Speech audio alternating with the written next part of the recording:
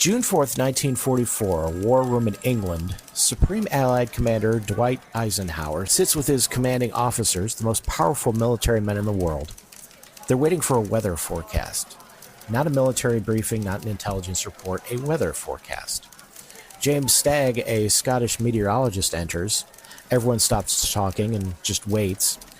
The English Channel is being battered by storms. The largest invasion force ever assembled is waiting. Eisenhower needs to decide, invade or wait. The decision rests on what the Scottish meteorologist predicts. Stagg predicts a brief break in the weather on June 6th, a window of perhaps 36 hours. Not perfect conditions, not ideal, but survivable, possible. If he's wrong, thousands die on the beaches. If he's right, the invasion launches. The liberation of Europe begins and history changes. History books focus on the decisions people make, the generals who plan, the soldiers who fight, the politicians who strategize. But sometimes history turns on something nobody controls, a cloud front, a storm system, a sudden change in wind. Sometimes the most powerful figure in the room isn't a king or a president or a general. Sometimes it's the weather. I'm Keith Conrad, and this is Sidequests. Today, the moments in history when the weather stopped armies, scattered fleets, and changed the outcome of wars. When weather became the main character in history. Operation Overlord, the invasion of Normandy, required very specific conditions. Moonlight for the paratroops dropping inland. The moon would be full on June 5th and 6th. Timing was critical. Tides had to be right for the landing zones. Only certain tidal conditions allowed it. June 5th, 6th, or 7th were viable dates.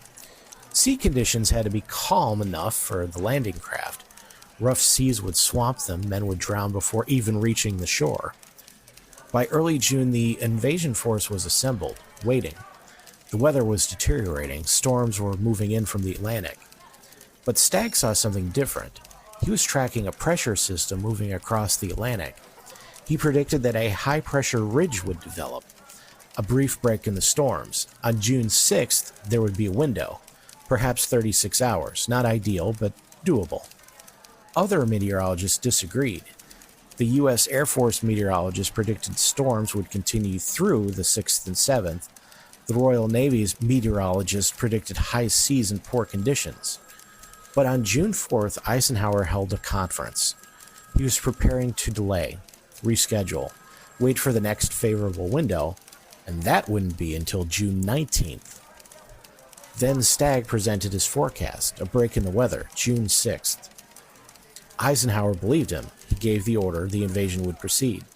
If Stagg was wrong, it would be a disaster. Tens of thousands could die. But if Stagg was right, the invasion could succeed. The liberation of Europe could begin. And, as we know, Stagg was right. June 6th dawned with conditions exactly as he predicted, not perfect, rough enough to be challenging, but survivable. The air support could fly, the landing craft could operate, and the invasion proceeded. 156,000 men landed on the first day. Casualties were heavy, about 10,000 killed or wounded, but the beachhead held, the invasion succeeded. A meteorologist's weather forecast was as important as the military strategy. His prediction had mattered. The weather had literally changed history. 1588, King Philip II of Spain decided to invade England. His fleet, the Spanish Armada, was legendary. 130 ships, hundreds of cannons, thousands of soldiers. Spain was the superpower of its era. The Armada was the mightiest naval force ever assembled. The plan: the Armada sails towards England, defeats the English fleet, establishes naval superiority, then escorts an invasion force of 30,000 Spanish soldiers. Together, they'd invade England and claim the throne for a Spanish Catholic monarch. Initially, it was succeeding. The English fleet was outmatched and pushed back. The Spanish Armada was winning. But the English attacked with fire ships, vessels set on fire and sent downwind toward the Spanish fleet. The formation broke, the coordination that made them powerful shattered. Then the real disaster struck. A massive storm hit the North Atlantic. Fierce winds, enormous waves, conditions that would challenge any ships, let alone 16th century galleons designed for Mediterranean waters, not Atlantic storms. The ships were blown off course. Some sank in the storm itself, others were driven towards the coast of Ireland and Scotland, dangerous rocky coasts with few safe harbors. Ship after ship was wrecked, not defeated in battle, but wrecked by the Atlantic. Thousands of Spanish sailors died in the storm. More Spanish soldiers were lost in the wrecks than in all the naval battles combined. The Armada tried to limp home around Britain, north and west around Ireland and Scotland. Only about a half survived to return to Spain. 54 ships gone, 10,000 men dead, not in battle, but shipwrecks and in storms. And the English started calling the storms the Protestant wind. God was protecting Protestant England. God sent the winds to destroy the Catholic invaders.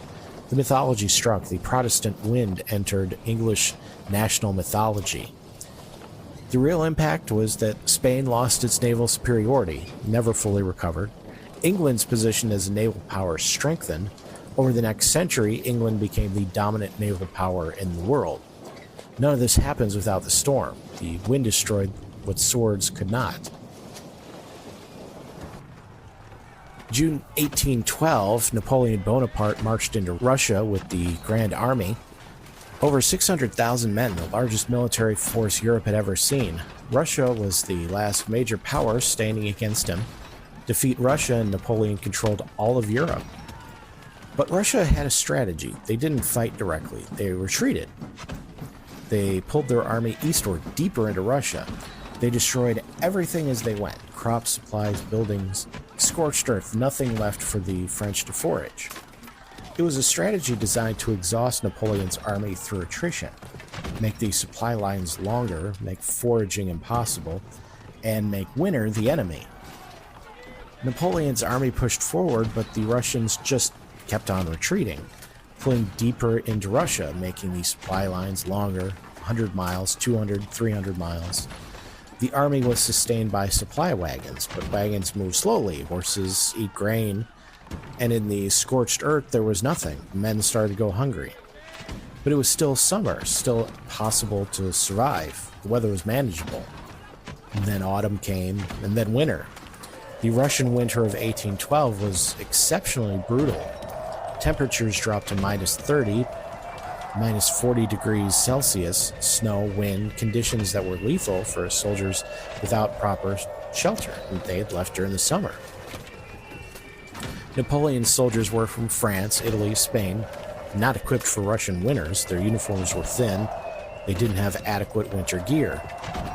Horses froze to death, vehicles broke down, metal became brittle in extreme cold, rifles jammed, men lost fingers and toes to frostbite.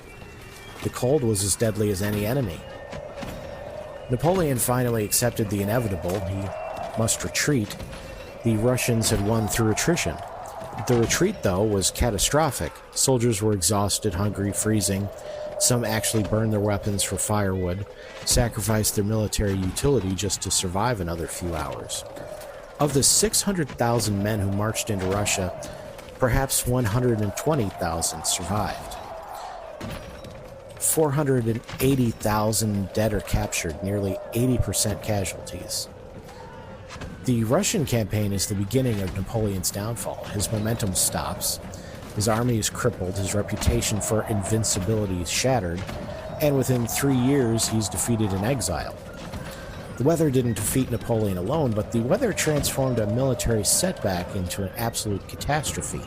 The weather is what turned the war against him. 1274, Kublai Khan, ruler of the Mongol Empire, decided it was a good idea to invade Japan.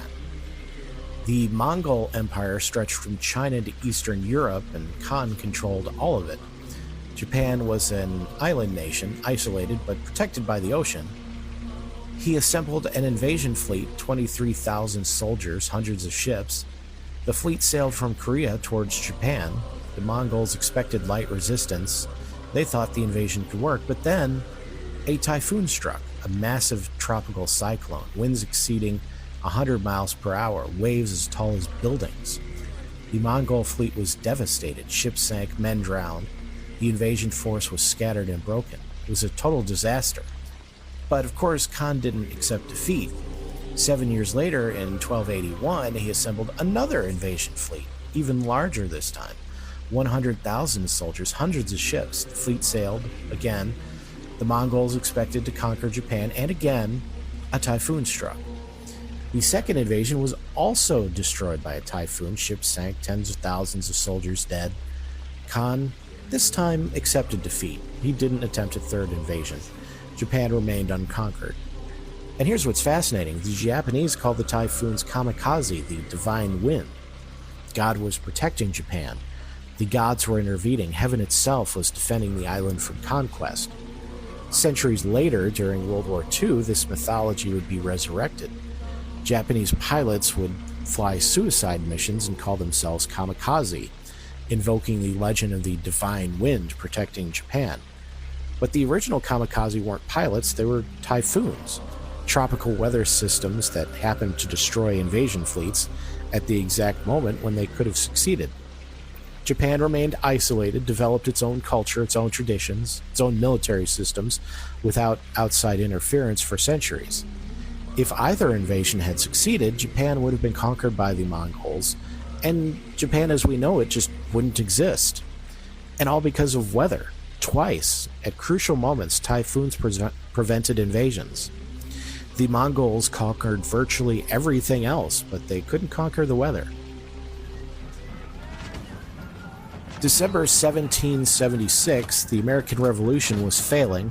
George Washington's Continental Army had been defeated repeatedly. The cause of American independence started to seem hopeless. Morale was collapsing, and by the end of December, many soldiers' enlistments would expire. The army might dissolve entirely. Washington needed a win, something to prove the revolution could be successful. So he decided on a desperate gamble. A night attack on Trenton, New Jersey, where Hessian troops were garrisoned. The attack required crossing the Delaware River. Ice-choked on December 26 with sleet, snow, freezing conditions, it was dangerous. Men could freeze, the boats could get stuck in the ice. But Washington believed the weather actually helped. The brutal conditions would surprise the enemy.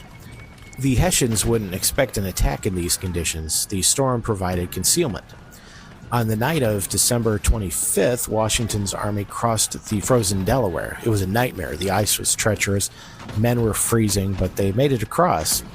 9,000 soldiers crossed the icy river in brutal conditions. They marched towards Trenton in the darkness and snow, nearly 8 miles in freezing weather. Men were suffering. Some collapsed from the cold, but they kept going. They reached Trenton and attacked. The Hessians were completely surprised, exactly as Washington had hoped. They weren't expecting an attack in these brutal conditions. The battle was short. The Americans won decisively. 1,000 Hessian soldiers were captured with minimal American casualties. The victory was exactly what the revolution needed. Morale was restored, soldiers re-enlisted, the narrative shifted from the revolution is failing to the revolution can win. The victory at Trenton became a turning point in the American Revolution.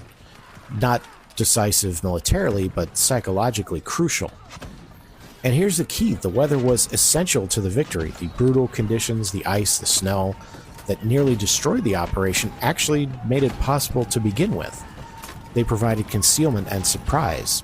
The weather that nearly killed Washington's plan actually saved the revolution. 5 stories, 5 moments when the weather became the main character in history. James Stagg predicting a break in the storm clouds, the Protestant wind destroying the Spanish Armada, Napoleon retreating through Russian snow, the kamikaze typhoons protecting Japan, and the ice-choked Delaware River enabling an American victory. In each case, weather wasn't background, it was the decisive factor, the thing that changed outcomes and shaped nations. We celebrate human decision-making in history, the leaders who chose correctly, the strategists who planned well, and the commanders who led courageously. But sometimes the biggest turning points are influenced by forces nobody controls. Wind, rain, cold, storms. History is written by people, but it's shaped by forces much older and more powerful than any nation or empire. The weather, the climate, the natural world. Sometimes it's the hero, sometimes the villain, but it's always powerful and always capable of changing everything at a dime. The next time you hear about a historical moment, ask yourself, what was the weather like? What role did nature play? You might be surprised how often the answer is everything. The weather literally changed everything.